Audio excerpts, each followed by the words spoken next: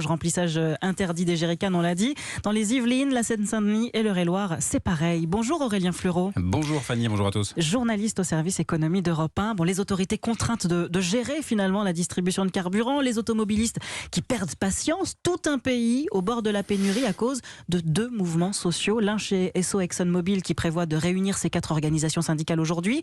L'autre chez Total Energy qui a tendu la main à la CGT en proposant d'avancer les NAO, les négociations annuelles obligatoires au mois d'octobre. Que répond le syndicat ce matin ? Alors, réponse aujourd'hui, après avoir consulté les grévistes, la CGT a proposé ce week-end d'abandonner plusieurs revendications pour se concentrer uniquement sur les salaires.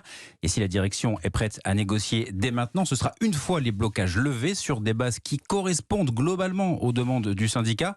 10% d'augmentation en prenant en compte l'inflation et les très bons résultats du groupe en 2022. Mais ce qui pourrait coincer, c'est la date de prise en compte de la mesure, 2023 pour la direction, avec un effet rétroactif pour toute l'année 2022 pour les syndicats.